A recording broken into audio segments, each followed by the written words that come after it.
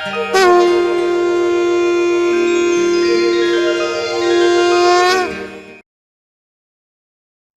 ओम। स्कंधो दिव्यायुधा पातु, स्कंधो दिव्यायुधा पातु। स्कंध यानी कंधे से कोहनी तक का भाग यानी स्कंध। स्कंधो दिव्यायुधा पातु। दिव्य आयुध होने वाले श्रीराम मेरे कंधों की रक्षा करें। स्कंध एक शब्द हमेशा हम सुनते हैं, किसके कंधे पर किसका बोझ। बोझ हमेशा कंधे पर होता है।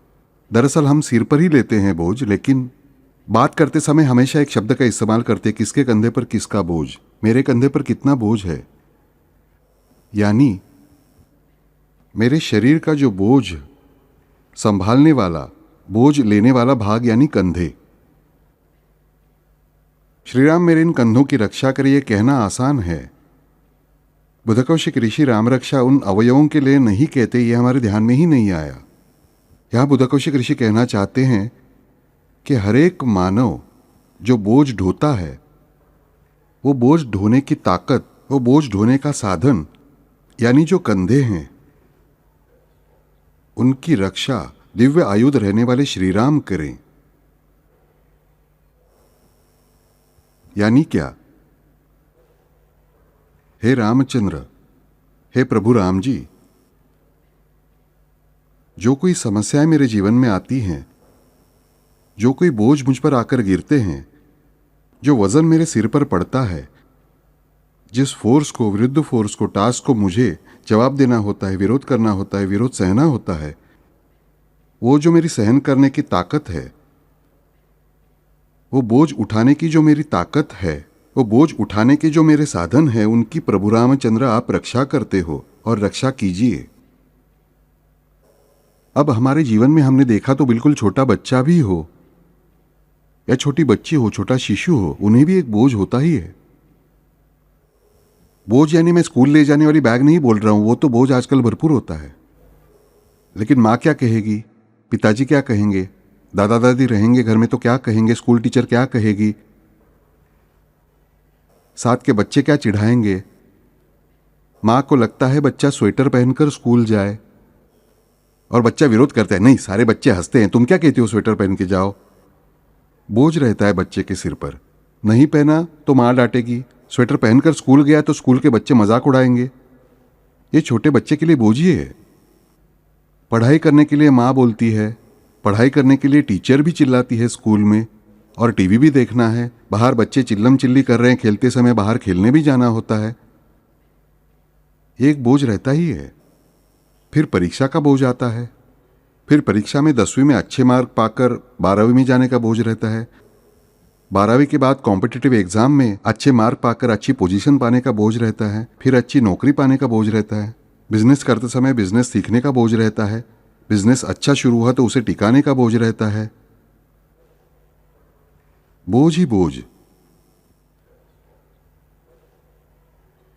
बच्चा मां के पेट में रहता है, कंधे पर नहीं।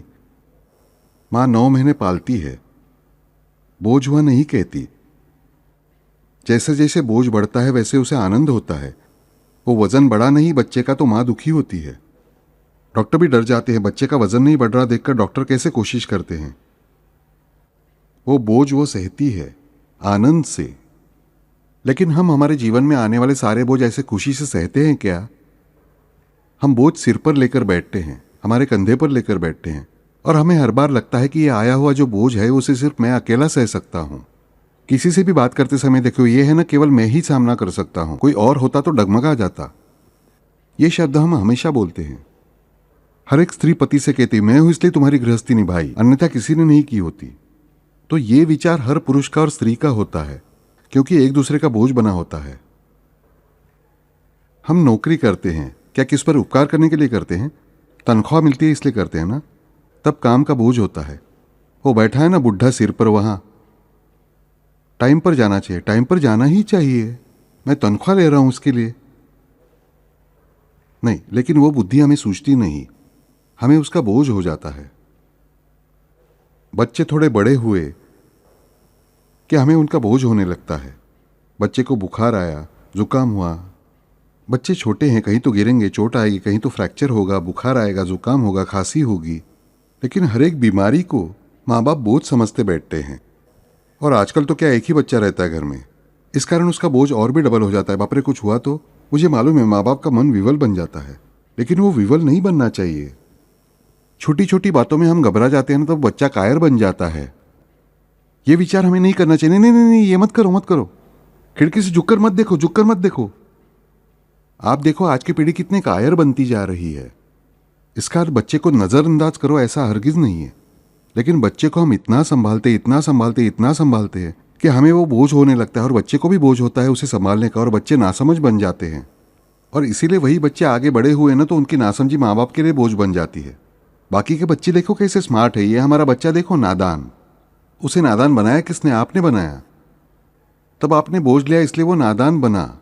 आज उस नादानपन का बोझ वापस आप पे ही आया। फिर प्रश्न उठता है उसे स्मार्ट कैसे बनाएं। फिर हम उस पर चिल्लम चिल्ली करना शुरू कर देते हैं। लेकिन अब तक मेरा मुन्ना, मेरा मुन्ना, मेरी मुन्नी, मेरी मुन्नी करके जो संभाला था, वो एक ही पल में बच्चे को समझ में नहीं आता कि मुझ में अब बुरा कैसे दिखने लगा। बोझ बन जाता है। बच्चे को भी बोझ प्रतीत होता है। उससे भी बुरी हालत बेटियों की होती है। जन्म से ही माँ बाप कहते रहते हैं लड़की पराया धन होती है, वगैरह वगैरह। क्या कुछ नहीं, मेरी प्यारी बेटी, बहुत दुलार, बहुत दुलार, बहुत दुलार। और वही बेटी 16 की उम्र खतरे की, इसलिए 16 साल की हुई तो माँ सख्त, बाप सख्त। कहाँ देख रही हो, क्या देख रही हो, कहाँ चली, किसका फोन आया था, सहेली का? फिर तुमने क्यों कहा आऊंगी, आओगी क्या क्यों नहीं पूछा? तुम्हारी सहेली घर क्यों नहीं आती? बेटी की समझ में नहीं आता। यकायक अभी मैं 9वीं कक्षा में थी, तब तक सब कुछ ठीक था। दुलारते हुए 10वीं आई और ये क्या हुआ? सारे मेरे विरोध में कैसे चले गए? जो भी मैं करती हूँ वो गलत कैसे? माँ बाप नफरत के कारण नहीं करते, प्यार के ही कारण। लेकिन उनको बोझ होता है, इसलिए वो बोझ बेटी के सर पर थोपना चाहते हैं। वाह, हाई हिल की चप्पलें पहनी आज तुमने, किसको दिखानी है? उस बच्चे को समझता नहीं, आप उसके दिमाग में भर देते हैं। लड़की समझो 420 कर रही है तो माँ बाप को पहचानना ही चाहिए, माँ बाप की नजर होनी ही चाहिए बच्चों पर, लड़का हो या लड़की, चाहे कोई हो। लेकिन हमें वो बोझ नहीं बनना चाहिए बच्चों के लिए।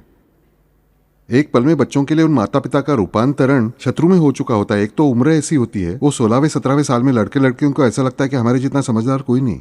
यानी आपने हमने अगर हमारी युवावस्था में झांक कर देखा तो हम भी ऐसा ही सोचते थे। जनरेशन गैप हमारे माता पिता के साथ मतभेद थे ही। ये जनरेशन गैप मामला आज का नहीं है बच्चों, 2000 साल पहले भी था, 500 साल पहले भी था। देखते हैं एकनाथ और हरिपंडित, पिता और पुत्र, उनके आपस में बनती नहीं थी, जनरेशन गैप था ही। जनरेशन गैप रहने ही वाला है, हर जनरेशन में रहने वाला है। लेकिन उस गैप का भी हम बोझ बनाते हैं। बाद में उस बेटी की शादी, ये बोझ तो बड़ा बोझ होता है। वो अब तक हमारी हमारी हमारी रहने वाली बेटी कब जाकर धकेलते दूसरे के पास, ऐसा हुआ होता है। कब ये बोझ मेरे सिर से उतरेगा? चिंता होना, चिंता करना स्वाभाविक है। हर माँ बाप को पता होता है कि मेरी बेटी दूसरे के घर जाने वाली है, वहां के लोग कैसे रहेंगे, क्या रहेंगे, इसका ख्याल आता ही है। लेकिन जब उसका बोझ बन जाता है ना, फिर कब जाकर मैं वो बोझ फेंक दूं, ऐसी हमारे मन की तैयारी होती है। ये बोझ निर्माण भी कौन करता है? माँ बाप ही करते हैं। पहले इतनी सारी उम्मीदें रखते हैं बेटियों को लेकर, हमारी बेटी ना दरवाजे पर चलकर आएंगे 100 जन, ये पहला विचार। माँ बाप शांत बैठे रहते हैं। फिर 100 तो क्या, एक जन भी घर चलकर नहीं आता है। फिर थोड़ी हलचल शुरू होती है, यहाँ जाओ वहाँ जाओ। फिर भी नहीं, हमें ऐसा ही चाहिए, वैसा ही चाहिए। हर एक को अपनी बेटी सुंदर ही प्रतीत होती है। लेकिन सामने वाला देखने वाला है। लव मैरिज है तो अलग बात है, लेकिन 90% लव मैरिज नहीं होते। देखते समय सारी बातें देखे जाने वाली ही समझना चाहिए। और अहम बात, आपको अगर अरेंज मैरिज बच्चों का करना है तो सबसे अहम बात, यानी बोझ मत मानिए। आपके सोशल कॉन्टैक्ट्स है क्या उतने, ये सवाल पूछिए कि कैसे आपको प्रपोजल्स आएंगे।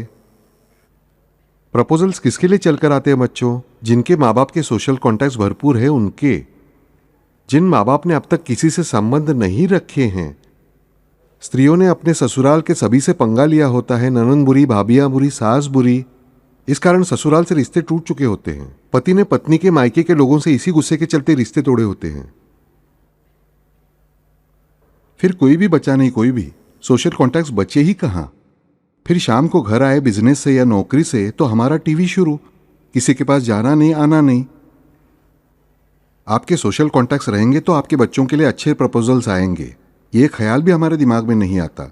और जब आता है तब फिरते रहते हैं ना विवाह मंडल जहां हम ज्वाइन करते हैं, वहां छपी जानकारी देखकर हम जाते हैं देखने के लिए, और जहां जान न पहचान वहां हमारी बेटी ब्याह देते हैं। क्यों? क्योंकि बोझ हुआ रहता है। पहले से मुझे पता होना चाहिए मेरी अपेक्षाएं क्या होनी चाहिए।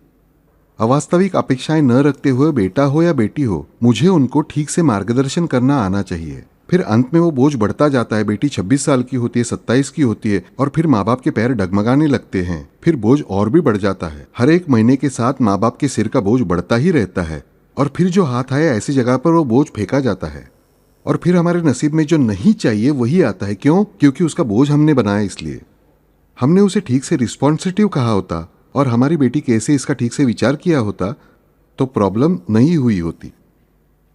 मैंने पहले भी बताया था, वैसे बेटी के लिए दामाद चुनते समय हमारी बेटी गोरी चिट्टी है, दामाद काला नहीं चाहिए। क्यों? सावला है वो। भगवान हमारे काले स्वीकार है हमें, उनकी वे रुक्मिणी गोरी चिट्टी है, उन्हें भी स्वीकार है। लेकिन हम दामाद चुनते समय कौन से गुण के लिए कटाप करते हैं? सावला है। यही आपने आपकी बेटी के मन में अंकित किया क्या? और हमारी बहू से उम्मीदें पूरी तरह अलग, बेटी से उम्मीदें अलग। बहू ने हमारे घर में आने के बाद सारा काम करना चाहिए, बेटी उसके घर जाकर कुछ भी ना काम करे तो भी हमें कंप्लेंट नहीं। क्या यह बोझ नहीं तैयार किया आपने? मुझे बताओ। यह बोझ तैयार किया। ऐसे बोझ हम तैयार करते जीते रहते हैं। व्यक्तिगत जीवन के सारे उदाहरण दे रहा हूं, कोई बड़े उदाहरण नहीं दे रहा हूं। उसके बाद बोझ रहता है हमें हमारे बुढ़ापे का।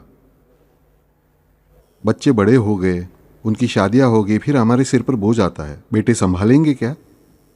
बेटी देखेगी क्या? दामाद सुनेगा क्या? अकेली ही बेटी है, उसके पति के घर रहती है। फिर हम सोचते हैं कि भाई वो वहां न रहकर दामाद ही घर आए तो अच्छा, दामाद स्वाभिमानी होगा तो नहीं आएगा। फिर उनमें झगड़ा कैसे होगा, इसके लिए हमारी कोशिशें चलती है।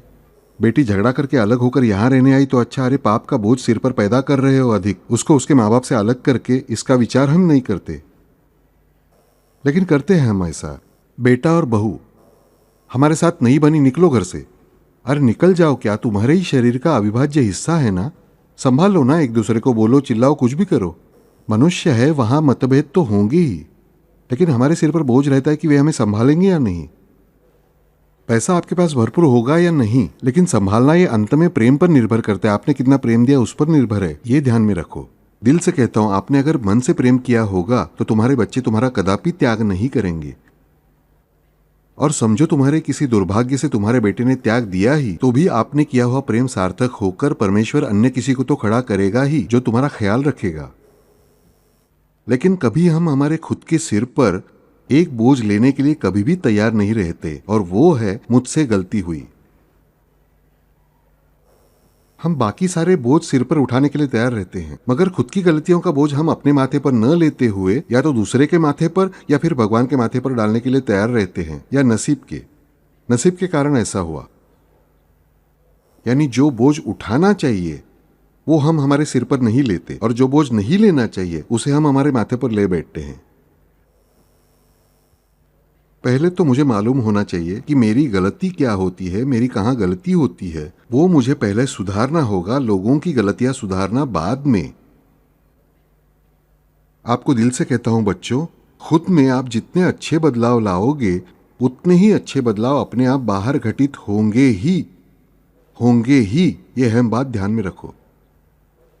आप पूछेंगे बापू ये कैसे होता है? अपने आप होता है, अपने आप, क्योंकि ये परमेश्वरी नियम है। इसलिए परमेश्वरी नियम है। इसलिए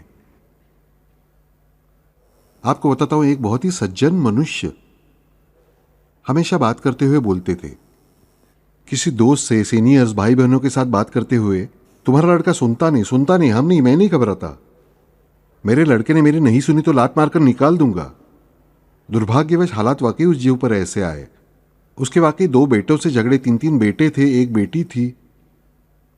तीनों बेटों को घर से निकाल दिया शादी होने के बाद। थोड़ा सा विवाद हुआ, निकाल दिया। बेटी और दामाद के साथ भी बैर मोल लिया। आखिरकार आज हालात ऐसे हैं कि खुद ही निकाल देने के बाद खुद के बुढ़ापे में 80-82 साल में अब बच्चे क्यों आएंगे? और अब उम्मीद रखता है कि बच्चे आकर ख्याल रखेंगे। अब क्यों आएंगे देखने, मुझे बताइए। जब तक मगरूरी थी, ताकत थी, तब तक निकाल बाहर कर देने की तैयारी थी। मगर उस व्यक्ति ने खुद की गलती कभी मानी ही नहीं और खुद के माथे पर बड़ा बोझ पैदा किया। पहले हमें यह सोचना चाहिए कि हम हमारी गलतियां कैसे समझ लें और खुद को कैसे सुधारें। क्योंकि एक बात ध्यान में रखें, पहले ही बताया, यह परमेश्वरी नियम है। क्योंकि आपको बड़ा ब्रह्मज्ञान समझे या नहीं, लेकिन एक बात ध्यान में रखो, बिल्कुल तहे दिल से कहता हूं कि ये सारा विश्व जो है ना, हर एक का वो अलग है। इतना मैंने बताया, नियम याद रखिए। यहां हर एक जो मनुष्य बैठा है ना बैठा हुआ है, उस हर एक का विश्व औरों के विश्व से अलग होता है। आप कहेंगे बापू ऐसा कैसा, हम सबको एक ही बापू दिख रहे हैं। बापू एक ही रहेगा, आपको ये स्टेज एक ही दिखेगा, बराबर है, एक ही होगा। हमें बापू ये दीप दो हैं, दो ही दिख रहे हैं। हर एक को अलग अलग दो दीप नहीं, इतने हजारों दीप, लाखों दीप नहीं रखे हुए हैं। नहीं, वस्तुएं वे ही रहेंगी, मनुष्य वे ही होंगे, लेकिन मेरा उन वस्तुओं से रहने वाला नाता पूरी तरह अलग रहता है। घर में एक ही स्त्री होती है, लेकिन ये स्त्री किसी की बहू रहती है, किसी की बेटी होती है, किसी की बहन होती है, किसी की पत्नी होती है, किसी की सास होती है, किसी की माँ होती है, या किसी की शत्रु होती है। वो स्त्री वही है, लेकिन हर एक के साथ उसका नाता अलग है। यानी मेरा उस विश्व से रहने वाला नाता ही वो विश्व है। देखो, सादी बात तुम्हें बताता हूं कि दो उदाहरण हम देखते हैं, एकदम सिमिलर उदाहरण। मेरे एक परिचित गृहस्थ थे। वे गृहस्थ अपना घर बांध रहे थे। घर बांध रहे थे यानी बनवा रहे थे, और काम देखने हमेशा वहां जाते थे।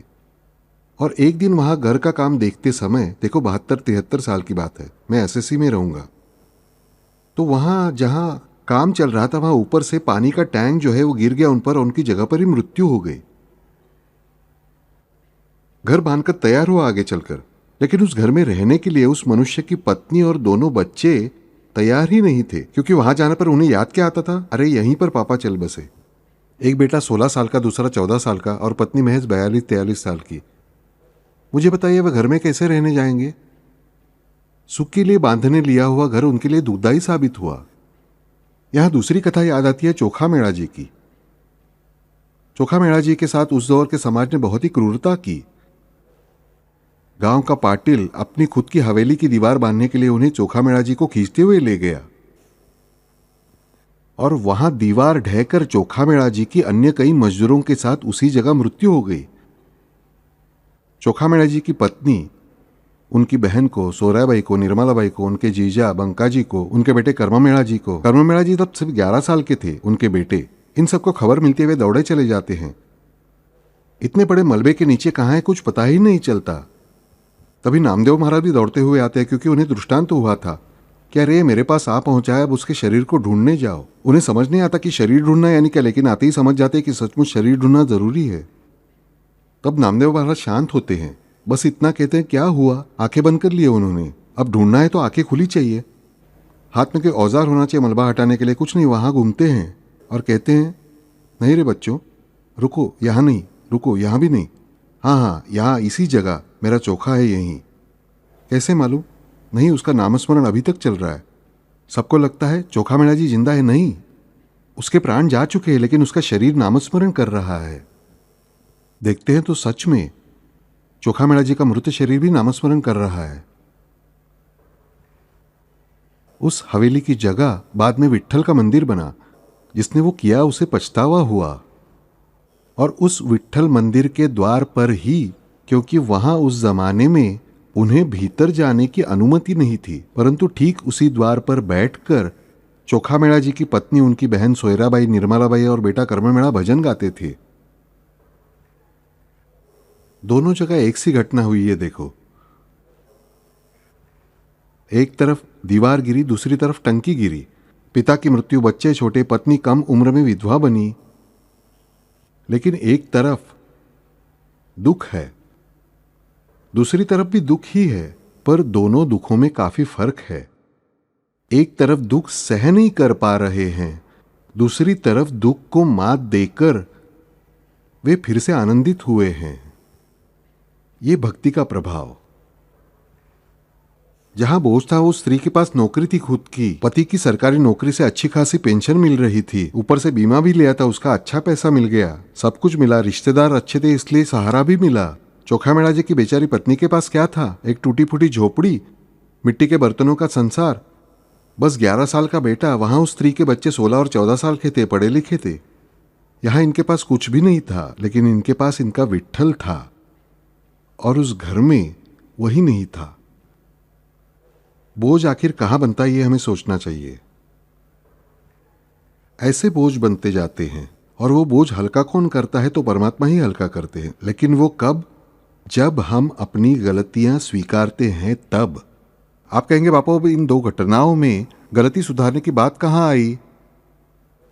ऊपर से जो टंकी गिरी वो क्या उस स्त्री ने गिराई थी? नहीं। पहली घटना में गलती है वो एक ही कि वो पूरा घर नास्तिक था, देव वगैरह कुछ नहीं, कुछ भी किया सब व्यर्थ है, ढोंग है सब। अन्य लोगों की निंदा, उपहास, मजाक उड़ाना यही उनका धर्म था। मैक्सिमम बड़ी बड़ी डींगे हाँकते थे, और जो गृहस्थ थे, जो मृत हुए थे, कहते थे हम निर्गुण निराकार को मानते हैं। फिर घर में देवता क्यों रखे? ले जाकर डुबा दो। फिर भी वे पूजा करते थे, नाम भर की श्रद्धा के बगैर। क्यों? क्योंकि डर लगता था, डुबाने का डर लगता था। लोग क्या कहेंगे इस डर से पूजा कर लेते थे। ईश्वर नहीं भी कहना, ईश्वर है भी कहना, यानी निश्चित क्या? ये तो और बड़ा झूठापन। इससे तो साफ साफ नास्तिक होना अच्छा। वही दूसरी तरफ मंदिर में जाने की भी इजाजत नहीं है,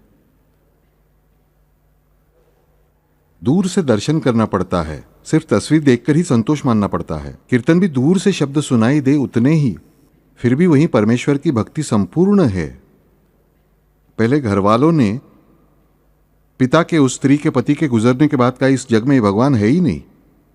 ईश्वर को पहले से मानते नहीं थे, उनकी बहनें मानती थी।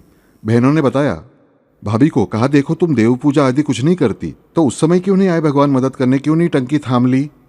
अरे भगवान का नाम तक कभी लिया नहीं, और ऊपर से भगवान को आप अपना गुलाम समझते हो। और दूसरी तरफ ईश्वर का अखंड नाम लेने वाले चोखा मेड़ा जी, उनके ऊपर पूरी दीवार गिरी, फिर भी पत्नी ने नहीं कहा विट्ठल आपने ऐसा क्यों किया? उल्टे उनके अभंग पढ़िए, इस बात के लिखे। कहती है कि सच में मैं तो सुहागन, सच में मैं तो सुहागन। उस समय की रीति अनुसार उसका सिंदूर, मंगलसूत्र सब उतारा गया था, शरीर पर आभूषण थे ही कहां जो बाकी कुछ रहे। फिर भी वो कहती है मैं कैसी सुहागन, तो जन्म भर की सुहागन हूं। कि जिसके मृत शरीर से भी विट्ठल विट्ठल की आवाज आती है वो मरा कैसे? और अगर मेरा पति मरा ही नहीं तो मैं विधवा कैसे? क्या जवाब है देखिए। जब तक विट्ठल है तब तक मेरा पति है ही, जब तक विट्ठल नाम है तब तक मेरा चोखा है ही, और जब तक मेरा चोखा है तो मैं विधवा कैसे? अरे कैसी अद्भुत ताकत है, मुझे बताइए। भले भले सुशिक्षित ये नहीं समझ सकेंगे, और ये स्त्री गजब की शक्ति से खड़ी रही। इतना ही नहीं, उसके बाद के उनके अभंग रचनाएं अप्रतिम है। तुम्हें सच कहूं, ये चोखा पंचक मैं हमेशा कहता हूं। चोखा मेड़ा, उनकी पत्नी सोयराबाई, बहन निर्मलाबाई, उनका जीजा बंका और बेटा कर्म मेड़ा, इन पांचों के अभंग हैं। इन अभंगों की पुस्तक भी मिलती है, नाम कुछ अलग होगा, पर इन पांचों के पढ़िए जिन्हें मिले भी। अप्रतिम अभंग है, आपको लगेगा ही नहीं कि ये किसी अनपढ़ देहाती लोगों की वाणी है। ये लोग तो अबकड़ तक पढ़ लिख नहीं सकते थे, सिर्फ बंका थोड़ा बहुत पढ़ लिख सकते थे, वे ही औरों को सिखाते थे। लोगों ने लिखकर रखे उनके अभंग। वेदों का उच्चारण करते हैं वे, वेदों के श्लोक का अर्थ सहजता से बता देते हैं। ये ज्ञान कहां से आया उन्हें, मुझे बताइए।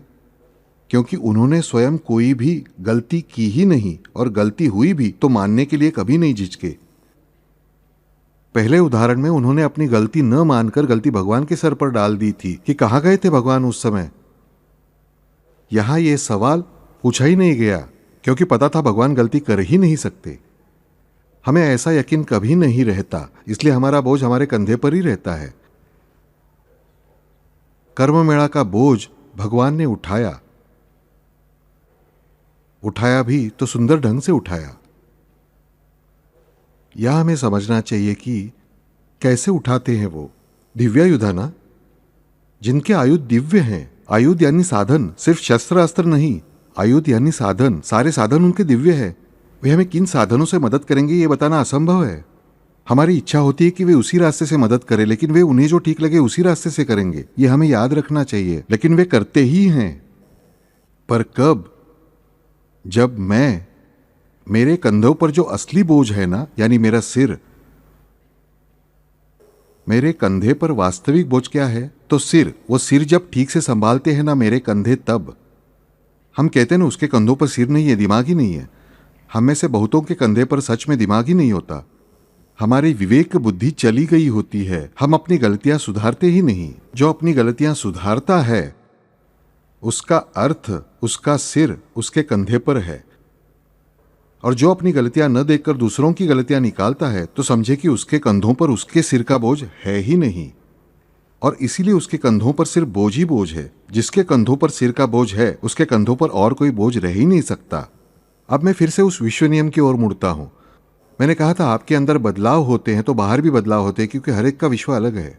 साथ ही उसका उदाहरण हमने देखा कि एक जगह दीवार गिरती है, दूसरे जगह घर बनाते समय टंकी गिरती है, दोनों की मृत्यु होती है। लेकिन देखिए, वे दोनों पत्नियां ही हैं, पर उन दोनों का अपने पतियों के पहले वाले विश्व के साथ और पति के बाद वाले विश्व के साथ होने वाला नाता पूरी तरह अलग है। एक ही सिचुएशन में दो महिलाएं, पर उनका नाता पूर्ण विश्व के साथ अलग है। और एक बिल्कुल हाल का उदाहरण भी लीजिए। उदाहरण के तौर पर मान लीजिए आपके सामने आपसे झगड़ा किया था, आपको दो चार चाटे भी लगाए था, ऐसा व्यक्ति है, और फिर वो एक्सीडेंट में मर गया। उसने कल आपको खूब पीटा भी था, समझो झगड़े में। आपकी आंख सूज गई है, काली नीली हो गया, हाथ में फ्रैक्चर है। आपको एक खबर मिलेगी तो आप क्या कहोगे? अच्छा हुआ, भगवान ने सजा दी। आदमी वही है, दुनिया वही है। आपको लगेगा ठीक हुआ, उसकी पत्नी को क्या लगेगा? बुरा हुआ। वो रोने वाली है तो रोएगी ही। जिनका खास संबंध नहीं था वे कहेंगे जवान आदमी गया, बुरा हुआ, और भूल जाएंगे। तीनों की भी रिएक्शन वही, बराबर। उसके बाद चंद 2-3 दिन के बाद आपको पता चला कि उस व्यक्ति का भूत बन गया है और वो आपके पीछे लग गया है। तब आप क्या कहेंगे? मरता नहीं तो अच्छा होता। आदमी वही, आपका दुश्मन ही है। मरने के बाद पहले आपको खुशी हुई थी, पर मरने के कारण अब दुख होने लगा। क्यों? वो तो वही है ना, मर चुका वो वही है, पर आपको पहले उसके मरने की खुशी हुई थी, अब मरने का दुख हुआ सिर्फ 3 दिनों में, क्योंकि आपके पीछे आया भूत बनकर। इसलिए अगर वो भूत नहीं बनता तो मुझे उससे डर नहीं लगता। यानी क्या? तो मेरा उसी आदमी से होने वाला नाता उसके मृत शरीर के साथ अलग हो गया। यानी हमें समझना चाहिए कि हर एक के लिए विश्व अलग होता है। हर किसी का विश्व कैसे अलग है तो उसका उस विश्व से होने वाला जो नाता है उस पर सब कुछ निर्भर है। और वो नाता बनाना ये पूरी तरह मेरे अंदर के बदलावों पर निर्भर करता है। ये ध्यान में रखें, क्योंकि कारण भी बताता हूं। आपके शरीर में जो प्राण है ना बच्चों, हर किसी के शरीर में जो प्राण है, आप हो, मुर्गी हो, अमीबा हो, केचुआ हो या कुत्ता हो, इन सारे प्राणियों का जो जो जीवित है, उन सभी प्राणियों में रहने वाला प्राण, ये उसी विश्व की जो प्राण शक्ति है उसी का एक हिस्सा है। और वो खंडित नहीं है, वो अखंडित है।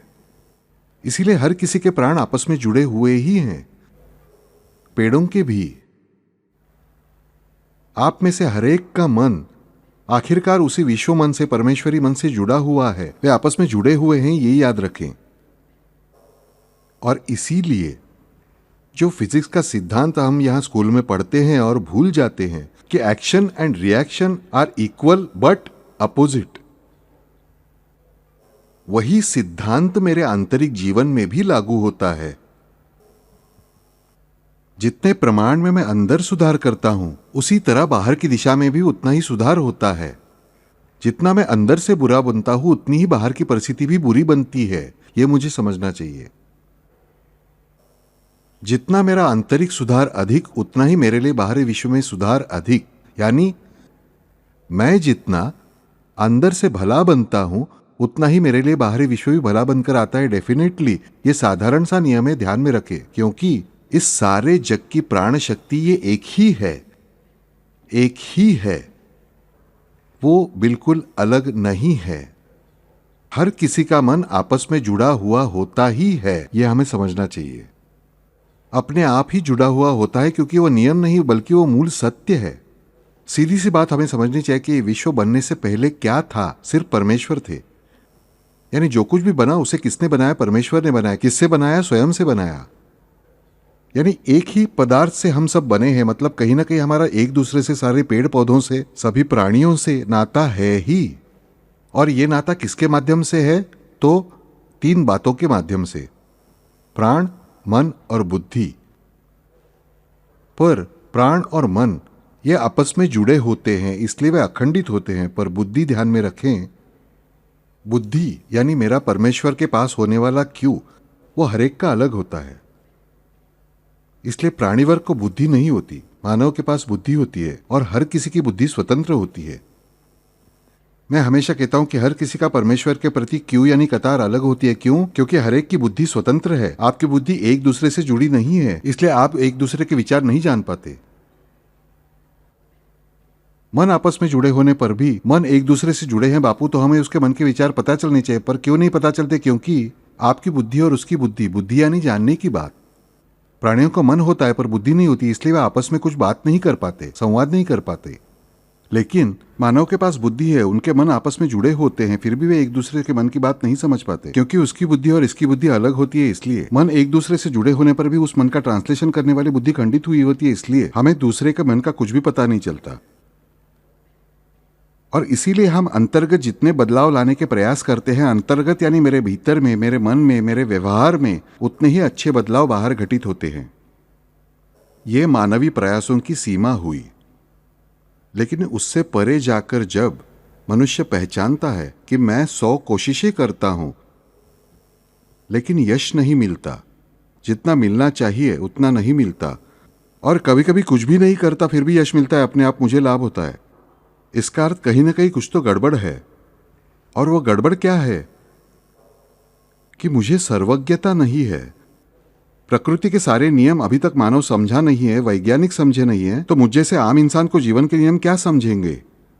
और इस जीवन के नियम जिन संतों ने पहचाने और ये जीवन के नियम जिन्होंने बनाए, जो चलाते हैं, वे परमात्मा, वे परमेश्वर, उनकी सारी ताकत जिसमें है, ऐसा एकमात्र साधन यानी नाम। उस नाम का मुझे उच्चारण करना चाहिए, वो नाम मुझे लेना चाहिए, वो नामस्मरण मुझे करना चाहिए, और वो भी प्यार से करना चाहिए। हम नामस्मरण सिर्फ जरूरत के लिए करते हैं। इन दोनों के बीच का फर्क ध्यान में रखें। जरूरत के लिए आप जो भी करते हैं वो सिर्फ मानवीय स्तर पर ही होता है। मुझे जरूरत है, मेरी बेटी की शादी होनी है, मेरी शादी होनी है, नौकरी लगनी है, मैं सिद्धिविनायक जाता हूं, प्रदक्षिणा करता हूं और भी कुछ करता हूं। इन सब मानवीय प्रयासों को उतना ही 10 ग्राम एफर्ट्स को 10 ग्राम फल देते हैं भगवान, क्योंकि वो नियमों के अनुसार आता है। लेकिन जब मैं प्रेम से नाम लेता हूं, जरूरत न होते हुए भी लेता हूं, मेरी जरूरत पूरी नहीं होती फिर भी मैं भगवान को दोष न देते हुए उनका नाम लेता हूं, लेता रहता हूं, तब वो व्यवहार मानवीय स्तर पर नहीं रहता, वो दिव्य स्तर का बन जाता है। तब मेरे सारे सूत्र वे परमात्मा चलाते हैं। और इसीलिए नामस्मरण करो, नामस्मरण करो, हर एक भक्त हमें बताता रहता है, हर एक संत बताता रहता है। पहले एक विष्णु सहस्त्रनाम चल रहा था, मुझे याद है बारिश के दिन थे, हमने यहाँ लगातार 11 अभंग सुने थे, एक नाम के 11 अभंग लिए थे। उसमें हमने एक सबसे सुंदर अभंग सुना था, संत ज्ञानेश्वर फिल्म से लिया हुआ अभंग है, एक तत्व नाम। आगे क्या? दृढ़ धरी मना। आगे? ते नाम सोपे रे रामकृष्ण गोविंद। बराबर? अभंग हम भूल गए ना, नाम भी भूल गए। ये नाम है, पर हम कितनी बार लेते हैं? अरे नाम लेने में क्या कष्ट होते हैं तुम्हें मुझे बताइए। और फिर ज्ञानेश्वर जी ने ही बता रखा है कि नाम जप यज्ञ तो परम, बाधु न शके स्नानादि कर्म, नामे पावन धर्म अधर्म, नाम परब्रह्म वेदार्थे। अरे आप हरिओम कहते हैं, वो हरिओम भी क्या है? नाम है परमेश्वर का। यानी परमेश्वर का नाम, ये बतौर परमेश्वर का नाम प्रेम से लेना चाहिए। गाड़ी में बैठे बैठे हम ले सकते हैं, चलते हुए ले सकते हैं, जब याद आए तब ले सकते हैं, पूरा दिन नहीं ले सकते, हम सामान्य इंसान हैं। लेकिन बीच बीच में जब समय मिले तब लेने में क्या हर्ज है बताओ? और उसके लिए कोई गंडा गले में डालने की जरूरत नहीं है, गंडा पहनकर भी लेने की जरूरत नहीं। राम नाम सिद्ध है, शिव नाम सिद्ध है, गुरु नाम सिद्ध है, लो। पर हम जब वो नाम लेते हैं तभी उसी वक्त वे दिव्य आयुध हमारे काम आते हैं, ये हमें समझना चाहिए। राम जी का आयुध ये साधारण आयुध भी है और दिव्य भी है। राम जी का पूरा चरित्र मानवीय ही है। उन्होंने कभी भी चमत्कारों का उपयोग नहीं किया, समझना चाहिए। मगर राम नाम ने तो चमत्कार कर दिखाया है, ये ध्यान में रखें। श्री राम ने रामेश्वरम से लंका जाने के लिए कोई उड़ान नहीं भरी, उन्होंने वानरों से सेतु बनवाया। पर वो सेतु बनाते समय वे पत्थर तैरे, राम नाम लिखने से ही तैरे, ये ध्यान में रखें। यदि स्वयं श्री राम वचनबद्ध थे, उन्होंने ही वर दिया था, शिवशंकर के रूप में उन्होंने ही वर दिया था कि तुम्हें मनुष्य छोड़कर किसी अन्य के हाथों मृत्यु नहीं आएगी। तभी श्रीराम को पूरी तरह से मानवीय कर्तव्य स्वीकारना ही जरूरी था, जो उन्होंने स्वीकारा। मगर फिर भी राम नाम ने महिमा दिखाई ही। श्रीराम की भक्ति करने वाले हनुमान जी ने इतनी बड़ी छलांग लगाकर दिखाई ही। यह हमें क्यों नहीं समझ में आता? अगर राम नाम से पत्थर तैरे तो हम क्यों नहीं तैरेंगे? पत्थर का घनत्व ज्यादा होता है ना। क्या हम जीवन सागर में डूबेंगे? नहीं डूबेंगे। लेकिन उसके लिए राम नाम हमें खुद पर लिखना चाहिए। पर यह नाम हमारे ऊपर लिखना यानी किस पर लिखना चाहिए? शरीर पर राम नाम गुदवा लिया तो काम चलेगा क्या? चलो कल से सब गुदवाने वालों के पीछे लगेंगे। ये राम नाम गुदवा लो, हो गया काम। नहीं बच्चों, ऐसे राम नाम गुदवाने से काम नहीं चलेगा। वो राम नाम अंकित होना चाहिए मेरे मन पर, मेरे हृदय पर, मेरे चित्त पर। तभी कंधों के बोझ हल्के होने शुरू होने लगते हैं। ये मुझे समझना चाहिए। क्योंकि श्रीराम के साधारण आयुधों का रूपांतरण दिव्य आयुधों में कौन करता है? तो राम नाम करता है। राम नाम करता है। राम स्वयं कोई चमत्कार नहीं करते चरित्र में, रामायण में, लेकिन राम नाम लेने वाला हर कोई चमत्कार कर दिखाता है। यह हमें समझना चाहिए। फिर हमारी समझ में आएगा कि राम के पास जो आयुध है वह लौकिक ही है, लेकिन उसका दिव्य सामर्थ्यशाली आयुधों में रूपांतरण किस वजह से हुआ? तो राम के नाम के कारण ही हुआ। वो किसने लिया? श्री राम ने नहीं लिया, भक्तों ने लिया। यह हमें समझना चाहिए। और हनुमान जी लगातार राम नाम लेते हैं, तो फिर हम कौन? अष्ट सिद्धि नौ निधि के दाता, असबर दीन जानकी माता। अष्ट सिद्धि और 9 निधि, इनका सामर्थ्य जिन हनुमान जी के पास है, वे हनुमान जी भी निरंतर राम नाम लेते रहते हैं। फिर हम तो मामूली मानव है, हमें नाम लेने की आवश्यकता नहीं। हम कोई उनसे ग्रेट है क्या? मुझे बताइए। वे बेचारे हाथ जोड़कर हमारे सामने खड़े हैं। हमारे सामने वे खड़े हाथ जोड़कर। क्या जरूरत है उन्हें हमारे सामने हाथ जोड़कर खड़े रहने की? बताइए। रामायण में कितनी बार हनुमान जी को देखा होगा हाथ जोड़कर खड़े रहते? क्यों? अरे बच्चों, तुम्हें दिल से कहता हूं, बच्चों लो, जिनके सामने खड़ा हूं उन श्रीराम का नाम लो। मैं लेता हूं, मेरा सब कुछ अच्छा हुआ, तुम्हारा भी सब कुछ अच्छा होने दो, आप राम नाम लो। लेकिन हमारे कंधे पर जो ये भाग है ना, वो खाली है, उसका जरा सा भी बोझ नहीं है, जरा भी बोझ नहीं है। इसलिए बाकी के बोझ हैं। उस राम नाम का मंदिर बनने दीजिए हमारा मस्तक। राम नाम लेने की शुरुआत करनी होगी। यानी जय जय राम कहो, श्री राम कहो, जय श्री कृष्ण कहो, जय शिवशंकर कहो, गुरु गुरु कहो। आपकी जो कोई साई समर्थ कौन गुरु रहेंगे उनका नाम लो, लेकिन नामस्मरण करो और प्रेम से करो। मुझे पता है 100 बार नाम लेते समय 99 बार तुम्हारा शायद ध्यान कहीं और होगा, कोई हर्ज नहीं। एक बार इतना ध्यान रहेगा ना, उतना महत्वपूर्ण है। और नामस्मरण करते समय उनका रूप याद करने की कोशिश कीजिए, उनके चरण याद करने की कोशिश कीजिए, उनकी कथाएं याद करने की कोशिश कीजिए। अधिक तल्लीन हो जाओगे, बोझ अधिक हल्के हो जाएंगे। रामायण में एक कथा हम देखते हैं कि विश्वामित्र जी श्रीराम लक्ष्मण जी को लेकर वन में जाते हैं और यकायक बड़ी आवाज सुनाई देती है, मानो अनगिनत बिजलियां कड़कड़ाने की आवाज आती है। हवा के झोंके पर झोंके बहने लगते हैं। सारा माहौल तप्त हो जाता है। पशु अपनी जगह पर ही स्तब्ध खड़े रहते या फिर जलने लगते हैं। तब विश्वामित्र जी कहते हैं, श्री राम सावध हो जाओ, ये ताड़का आ रही है।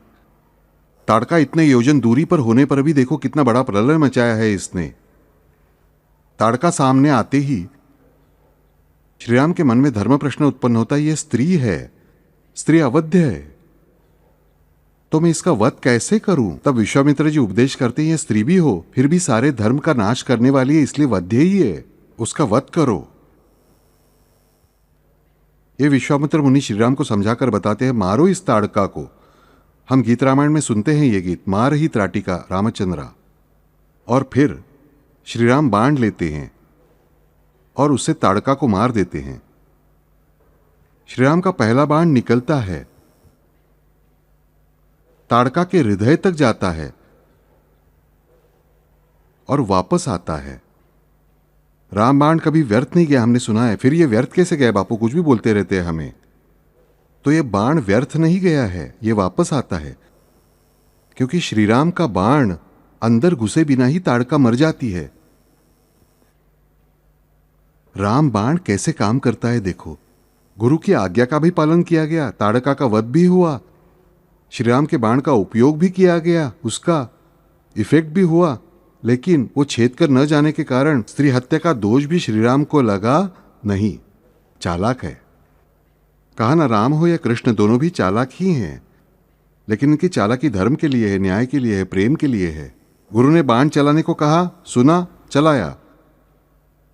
वो वध्य है, उसका वध किया। बाण जाकर अपना काम कराया, लेकिन बाण ने छेद किया नहीं।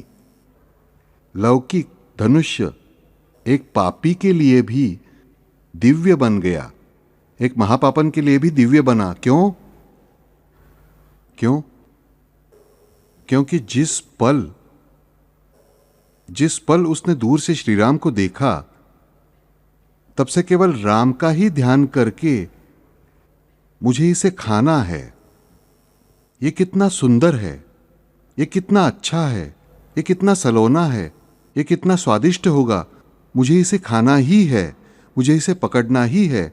इस एकमात्र विचार से सिर्फ राम पर कंसंट्रेशन करके ये ताड़का उतनी दूरी से दौड़ती हुई उन तक आई। और मुंह से, मन से सिर्फ एक ही नाम लेते हुए राम, उसे खाने के लिए, उसे पीने के लिए, उसका स्वाद चखने के लिए, उसे काटने के लिए, सब करने के लिए, लेकिन उस पर ही कंसंट्रेशन करके केवल। अर्जुन का ध्यान जैसे सिर्फ उस पक्षी की आंख पर ही था, इसका ध्यान सिर्फ उन श्री राम पर ही था। ये केवल 15 साल के, 16 साल के राम जी, ये इतनी प्रचंड बड़ी राक्षसी, लेकिन उन दिव्य राम जी को देखकर उसे लगा कि ये खाने की चीज अच्छी है, उसकी औकात उतनी ही है, उसके पास ज्यादा बुद्धिमत्ता भी नहीं है। लेकिन वो एक टक जब राम जी का ध्यान करती है, उसी क्षण राम जी का आयुध साधारण आयुध नहीं रहता, वो दिव्य आयुध बन जाता है। ध्यान में रखें, ये जीवन में समझना चाहिए। सिर्फ रामायण पढ़कर फायदा क्या? सिर्फ ढेर सारा सुना और छोड़ दिया, इतनी बड़ी पापन। लेकिन उसने एक चित्त से राम का ध्यान किया, वही चाहिए, वही चाहिए कहा ना, भले खाने के लिए हो, लेकिन वही चाहिए कहा। एक की चित्त से उसका ध्यान किया और सिर्फ वही चाहिए कहने के बाद राम का धनुष साधारण मानवीय धनुष नहीं रहा, उसका दिव्य धनुष हो गया। अरे फिर हम कम से कम ताड़का तो नहीं है, यह हमें समझना चाहिए। फिर हमें ऐसा ध्यान कब करना आएगा? हमें इन कथाओं से समझना चाहिए कि आयुध, दिव्य आयुध यानी क्या? तो वही आयुध दिव्य कैसे बना? एक टक ध्यान से। सुंदर वर्णन किया है तुलसीदास जी ने, वाल्मीकि जी ने, कि ताड़का ने जिस क्षण दूर से राम जी को देखा, उसने पलक एक बार भी नहीं झपकाई। और वो कितने योजन दूर थी? तो आज के 100 योजन दूरी से वो दौड़ कर आई। 100 योजन इतना अंतर, यानी कई मील। इतनी दूरी वो सिर्फ राम जी को देखते हुए आई, यही चाहिए, यही चाहिए, यही चाहिए करते हुए। और उसी से, उसी ध्यास के कारण उसके राम जी का आयुध उसके लिए दिव्य आयुध बना। ऐसी दूसरी कहानी कृष्ण चरित्र में हम देखते हैं कि एक दिन कृष्ण भगवान यानी साक्षात महाविष्णु अपने लोक में बैठे हैं, विष्णु लोक में। लक्ष्मी जी उनके चरणों के पास बैठी है और अचानक या महाविष्णु उठकर खड़े हो जाते हैं हाथ जोड़कर। लक्ष्मी जी पूछती हैं, पतिदेव ये क्या, किसे नमस्कार कर रहे हैं आप? सामने देखती है तो उस पूतना राक्षसी को अभी कृष्ण ने नीचे मारा है और वो पूतना ऊपर आ रही है और कृष्ण उसे हाथ जोड़कर खड़े हैं, या महाविष्णु हाथ जोड़कर खड़े हैं। उसे समझ में नहीं आता ये क्या माजरा है। तब उनको दिया जवाब सुंदर है कि विष भले ही हो, लेकिन उसने मुझे स्तनपान कराया, इसलिए वो मेरी माता ही है, वो मेरी माँ ही है और वो आ रही है, उसे नमस्कार करना ये मेरा धर्म है। देखिए, विष पिलाने हेतु स्तनपान देने की कोशिश की, सिर्फ कृष्ण को ढूंढती फिर रही थी। गोकुल में आने के बाद से वो किसी को देख नहीं रही थी, सिर्फ उसे कृष्ण की धुन लगी थी। उसे कृष्ण को स्तनपान कराना था। एक ही ध्यास कृष्ण का लगने के बाद वो कृष्ण की मां बन गई। ध्यान में रखें। अरे ये तो ऐसे घोर महापापियों की बात। फिर हम तो सामान्य मानव है, हम उतने बुरे बिल्कुल ही नहीं हैं। वाल्या मछुआरे की कहानी हमें पता है। अनगिनत डकैतियां की थी, लेकिन एक सदगुरु क्या मिले, नारद जी। नारद जी का एक वाक्य क्या सुना, मरा मरा मरा मरा कहता रहा, लेकिन मिले राम ही। वाल्या का वाल्मीकि हुआ, सर्वश्रेष्ठ ऋषि हुआ। ये इतने उदाहरण हमारे सामने हैं। क्यों नहीं वो नाम लेते?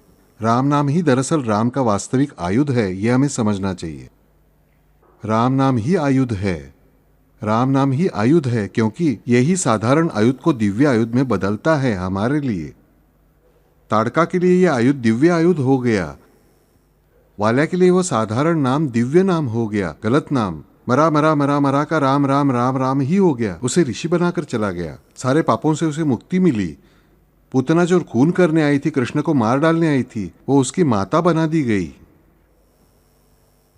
क्या महिमा है, मुझे बताइए इस ध्यान की। इस सगुण ध्यान का कितना बड़ा फायदा है, हमें समझना चाहिए। और उस कंधे पर यह मस्तक है, और उस मस्तक में दिमाग है, और दिमाग से ही चिपकी हुई दोनों आंखें हैं। ध्यान में रखिए, एनाटॉमी के अनुसार हमारी आंखें ही एक ऐसा हिस्सा है जो दिमाग से सीधा चिपका हुआ है। आंखों के गड्ढे ही भीतर से हमारी खोपड़ी से जुड़े हुए होते हैं। दिमाग का दूसरा सीधा पहुंचा हुआ हिस्सा यानी नाक। नाक की हमारी नस जो है ना, वो दिमाग का एक हिस्सा है एक्चुअली, डायरेक्ट।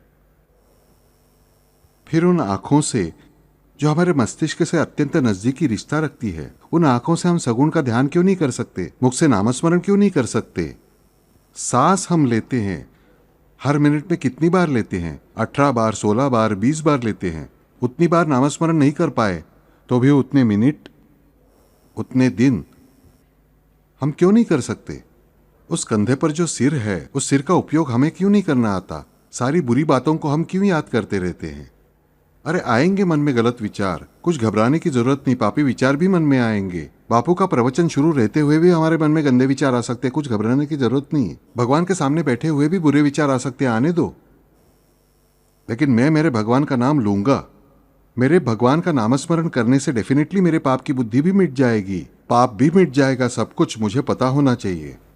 लेकिन ये पता होना जरूरी है, उसके लिए मुझे पता होना चाहिए कि पहले मैं जो करता हूँ वो गलत है, जो मैंने किया वो गलत था, और उससे मुझे बाहर निकलना है। अपनी गलती मुझे पहले ढूंढनी चाहिए। जब तक मैं खुद को हमेशा ही सही मानता हूं, तब तक मैं परमेश्वर की शरण में नहीं जा सकता। शरण शब्द का अर्थ लाचारी नहीं है, यह ध्यान में रखना। शरण शब्द का अर्थ जिन्हें पता नहीं, ऐसे मूर्ख लोग शरणता को, शरण में जाने को लाचार होना, गिड़गिड़ाना, पैर पड़ना कहते हैं। नहीं, शरण में जाने का अर्थ ही क्या है? शमयति रणम। रण यानी लड़ाई, द्वंद्व संपूर्ण मन का यानी शरण जाना।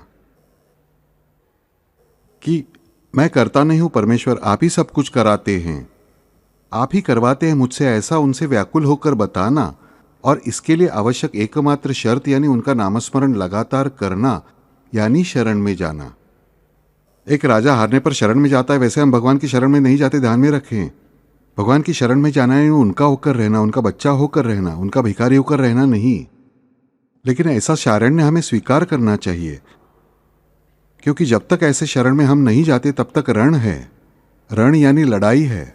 लड़ाई में जब तक उन भगवान का दिव्य आयुध मेरी सहायता के लिए नहीं आता, तब तक मुझे विजय नहीं मिल सकती। किसी भी लड़ाई में जिस पक्ष में दिव्य आयुध है परमेश्वर के, वही पक्ष जीतता है, ये बात ध्यान में रखें। और वो दिव्य आयुध राम जी का कब आता है? जब मेरे पास उस आयुध को दिव्य बनाने वाला साधन यानी उन राम जी का नाम मेरे पास होता है तभी, उन श्री कृष्ण का नाम मेरे पास होता है तभी, उन सद्गुरु का नाम मेरे मुख में अंतरंग में होता है तभी। मुखीचा गजर मनामध्ये जावो, मुखीचा गजर मनामध्ये जाओ। मुख का गजर, अरे मुख का नामस्मरण अगर धीरे धीरे मन में जाएगा, ये ध्यान में रखे, नाम भले मुख में रहे, अपने आप मन में प्रविष्ट होता ही है। देखिए, रावण और विभीषण, रावण को लंका का राज्य चाहिए था कुबेर से, इसलिए उसने क्या किया? तपस्या की। उसके लिए उसे अपने 9 सिर काट कर देने पड़े, और उतनी ही सारी संपत्ति, उसे भी चिरंजीव होना था रावण को। लेकिन क्या वो अमर हो सका? 9 सर काट कर दिए। 10वां काटने निकला, ब्रह्मा जी प्रकट हुए, बोले रुको, तुम्हें वरदान देता हूं। क्या वरदान दिया? तो एक को छोड़कर सबके हाथों से तुझे अभय देता हूं कि तुझे मृत्यु नहीं आएगी। उसे लगा मानव क्या, मानव फालतू है, मैं इतना ताकतवर, मुझे मानव को छोड़कर किसी से भी मृत्यु न हो ऐसा वर दो दिया। लेकिन आखिरकार अमर हुआ नहीं। और उसी का भाई विभीषण, लेकिन जिसके पास 9 सिर नहीं थे, सिर्फ एक ही सिर था, लेकिन वो एक ही सिर उसने सिर्फ श्री राम के चरणों में रखा। उसे लंका का राज्य भी मिला और वो चिरंजीव भी हुआ बिना मांगे। उसने लंका का राज्य भी नहीं मांगा था, उसने चिरंजीव बनने का आग्रह भी नहीं किया था। फिर भी दोनों बातें कैसे मिली? सिर्फ श्री राम की शरण में जाने के बाद, राम जी के चरणों में सिर रखते ही। और रावण ने बुरे इरादे से यह सब करने के कारण उसने इतनी बड़ी तपस्या की, वो बेकार हो गई। वो चिरंजीव भी नहीं हुआ और अमर भी नहीं हुआ, और ऊपर से लंका का राज्य भी उसका डूब गया। उसकी आंखों के सामने उसकी लंका नगरी जलाई गई। एक विभीषण का गृह नहीं, सिर्फ विभीषण का घर नहीं जलाया गया। क्यों? क्योंकि उसके भी मुख में वो राम नाम था। इसलिए सुंदरकांड हम नहीं पढ़ते, बापू बार बार बताते, फिर भी उसमें एक सुंदर बात दी गई है। सुंदरकांड में बताया है भक्त को कैसे पहचाने। किसी को है अंदाजा कितने लोगों ने सुंदरकांड पढ़ा है? एक बार भी हाथ ऊपर करो। सुंदरकांड में सब कुछ सुंदर है, उसमें बहुत अच्छी बात दी है, भक्त को कैसे पहचाने। किसी को पता है कौन सी बात है इसमें से? हाँ, हनुमान जी सीता जी की खोज करते हुए रावण के सारे घर में घूम रहे हैं। रावण सोया हुआ दिखता है, कुछ नहीं मिलता। तभी उसे विभीषण जी का घर दिखता है। विभीषण जी के घर में उन्हें श्री राम के आयुध, रामायुध अंकित गृह शोभा बरनी न जाई, कि उसका इतना सुंदर घर है कि राम के आयुधों का चित्र बनाए गए हैं। वे कहते हैं कि लंका निशिचर निकर निवासा, लंका में सभी राक्षसों का ही निवास है। तभी तुलसी का पौधा दिखता है। अरे ये तो हरिभक्त है, मगर फिर भी वो उसे भक्त मानने को तैयार नहीं है। लंका निशिचर निकर निवासा, ये राक्षसों का राज्य है भाई। जो कलयुग है, अभी का कलयुग है, तब तो त्रेता युग था। आज हमें यह बात ठीक से पता होनी चाहिए। पर नींद से जागते ही तुरंत, कोई आजू बाजू में ना होते हुए भी विभीषण जी राम राम ते ही सुमिरन कीन्हा कहने के तुरंत बाद मारुति अपना रूप प्रकट करते हैं। कि सज्जन ऐसे बातें करने में अब मुझे कोई हर्ज नहीं, क्योंकि सोकर उठा बाजू में कोई नहीं है, यह पता होते हुए भी जो राम नाम लेता है वो सच्चा भक्त। लोगों के सामने, लोगों को दिखाने के लिए कितना भी बड़ा ढोंग रचा जाए तो भी वो सच्ची भक्ति होगी ही, ऐसा नहीं। लेकिन सोकर जागते ही पहला शब्द क्या आया? राम राम आया। राम राम आया। हनुमान जी, साक्षात हनुमान जी कितनी सावधानी बरतते हैं। देखिए सच्चा भक्त कैसे पहचाने। जब उसे कोई नहीं देख रहा होता है तब भी जो भक्ति कर रहा है वो सच्चा भक्त, बाकी के ढोंगी। यह हमें समझना चाहिए। सुंदरकांड में क्या नहीं है? सब कुछ है। दुनिया की हर चीज सुंदरकांड में है। दिल से कहता हूं, हर समस्या का सॉल्यूशन सुंदरकांड में है ही। सच्चा भक्त कैसे पहचाने? हनुमान जी ने ही दिखा दिया। राम राम ते ही सुमिरन कीन्हा। सोकर जागते ही विभीषण जी ने राम राम कहते ही हनुमान जी ने पहचान लिया कि यह सच्चा भक्त है, ये झूठा भक्त नहीं है। हमें भी यह परीक्षा कर लेनी चाहिए। सोकर जागने के बाद ऐसा राम नाम खुद लेते हैं या नहीं, इसकी, दूसरों की नहीं। दूसरों की भी करो, सच्चा भक्त है या नहीं यह पहचान लो, नहीं तो फंसोगे। और उसके साथ पहले खुद की, मेरी बात क्या हो रही है, खुद के बारे में हो रही है कि हम खुद भी जागते ही हमारे मुंह से राम राम या हमारे भगवान का नाम आता है क्या? नहीं आता। चोट लगती है तो तुरंत कैसे बाहर मुंह से आता है ओ माँ, ओ माँ, यही शब्द क्यों आता है मुझे बताओ? ओ पापा, ओ दादी, ओ चाची, ओ बुआ, ऐसे शब्द क्यों नहीं आते? हाथ में चोट लगे तो सिर्फ माँ की याद आती है, क्यों? आप कहेंगे बापू भाषा, भाषा नहीं, किसी भी भाषा में वही है, वही शब्द आता है, वही याद क्यों आती है? दर्द होने पर माँ की याद आती है ना, वैसे ही मुझे हर बार दर्द होने पर भगवान याद आते हैं। ऐसा नहीं होना चाहिए बच्चों, मुझे भगवान की याद आनी चाहिए। नींद से जागने के तुरंत बाद पहले भगवान का नाम लेना है तो उसकी तैयारी मुझे रात को सोते समय करनी चाहिए। मुझे उनका नाम लेना चाहिए, दिन भर मुझे उनका नाम लेना चाहिए, तो उनके आयुध मेरे लिए दिव्य आयुध बनेंगे।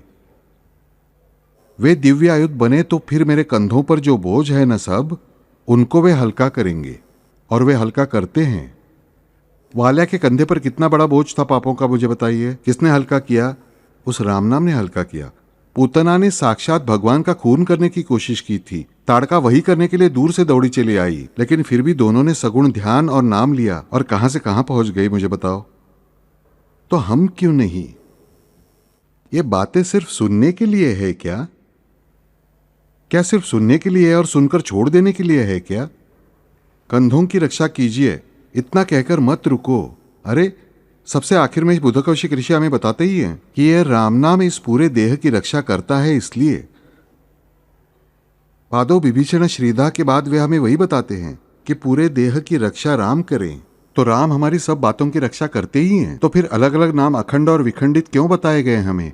ताकि हमें ठीक से समझ में आए कि कंधे यानी सिर्फ ये मांसपेशियां और हड्डियों से बने कंधे नहीं हैं, बल्कि जो आयुधों को दिव्यायुधों में बदलते हैं और मेरे कंधों पर का बोझ हल्का करते हैं, वो शक्ति, उस शक्ति का रक्षण वो दिव्यायुध धारण करने वाले राम जी करते ही हैं।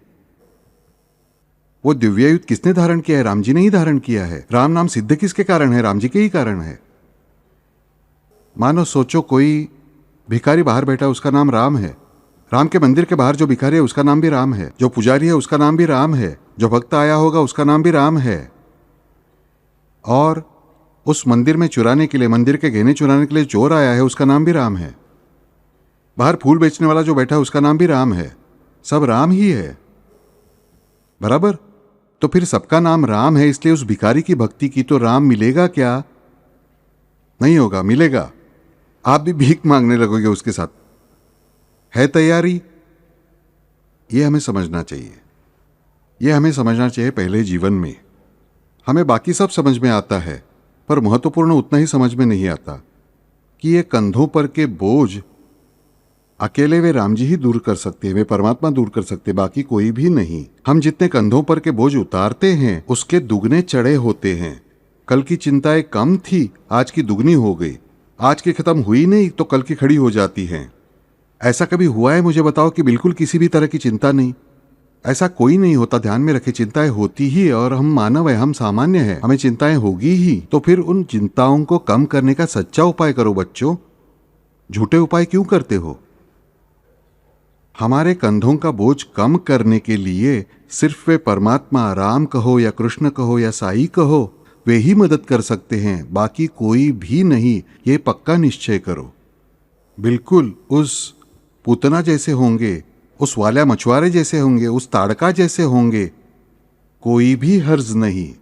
फिर भी अगर हमने उन राम जी का ध्यान किया, हमने उन राम जी का नाम लिया, उन साई का नाम लिया, तो उन राम जी के रूप का हमने ध्यान किया, तो हमारे कंधों का ये सारा बोझ एक पल में वे गायब कर सकते हैं। ये विश्वास जरूर रखे और अपने कंधों की रक्षा करें। हरिओम।